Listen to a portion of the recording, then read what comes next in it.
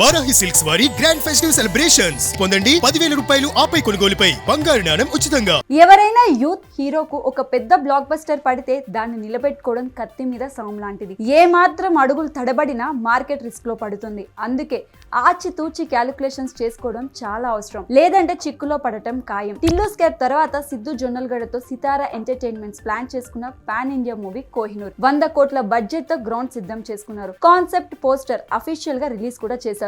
కానీ జాక్ ఫలితం రివర్స్ చేసింది. జాక్ దారుణంగా డిజాస్టర్ కావడంతో నిర్ణయం మారిపోయి కోహినూర్ స్థానంలో బ్యాడ్ యాస్ వచ్చింది. ఇండస్ట్రీ బ్యాక్ డ్రాప్ లో తండ్రి కొడుకుల ఎమోషన్ ని కొత్తగా చూపిస్తామని టీం పలు సందర్భాలలో చెప్పుకొచ్చింది. నిర్మాత ఇంటర్వ్యూలలో దీని గురించి గొప్పగా ప్రొజెక్ట్ చేస్తున్నారు. బోల్డ్ కంటెంట్ కూడా ఎక్కువగా ఉంటుందని హింట్ కూడా ఇచ్చారు. అయితే ఇప్పుడు పరిణామాలు మారిపోయాయి. ఇప్పుడు బ్యాడ్ యాస్ ప్లేస్ లో ఏజెంట్ సాయి శ్రీనివాస్ ఆత్రేయ ఫేమ్ స్వరూప్ దర్శకత్వంలో వేరే సబ్జెక్ట్ ఫైనల్ చేశారు. ఇవన్నీ ఆశ్చర్యకరంగా సితారా బ్యానర్ లోనే జరిగిన మార్పులు చేర్పులు. అసలు సిద్ధు డెసిషన్లు ఇంత వేగంగా ఎందుకు మారిపోతున్నాయనే సందేహం రావడం సహజం. మొన్నటి దాకా సిద్ధు అంటే ఒక బ్రాండ్, మినిమం గ్యారంటీ ఓపెనింగ్స్ వస్తాయనే నమ్మకం ఇండస్ట్రీలో ఉండేది.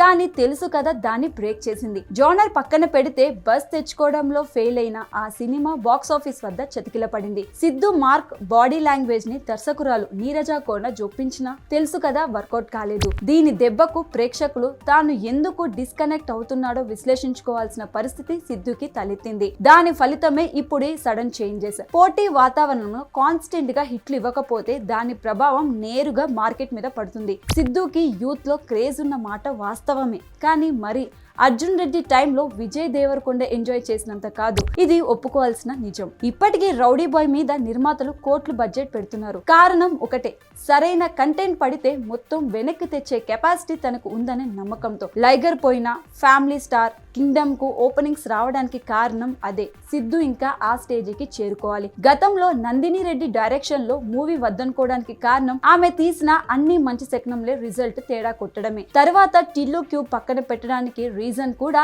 ఆ బ్రాండ్ హ్యాంగ్ ఓవర్ నుంచి బయటికి రావాలని కోరుకోవడమే. 2025లో సితారా ఎంటర్టైన్మెంట్స్ కు 1-2 మినహా అధిక శాతం సినిమాలు చేదు ఫలితాలు ఇచ్చాయి. అందుకే రిస్క్ తీసుకోకుండా సిద్ధుతో వినోదాత్మక సినిమాలు తీయాలని నిర్ణయించుకున్నారు. ఏజెంట్ సాయి శ్రీనివాస్ ఆత్రేయ తర్వాత దర్శకుడు స్వరూప్ చిన్న పిల్లలతో తీసిన మిషన్ ఇంపాసిబుల్ ఫ్లాప్ అయింది. దీంతో కొంత గ్యాప్ తీసుకుని ఇప్పుడు సరైన సబ్జెక్ట్ రెడీ చేసుకున్నారట. 2026 దసరా లేదా దీపావళి విడుదల టార్గెట్ గా చేసుకుని షూటింగ్ చేస్తున్నారని తెలిసింది. సో సిద్ధు 2025 పెద్ద పాఠాలని నేర్పిందని చెప్పాలి. అందుకే ఇన్ని మార్పులు చేర్పులు.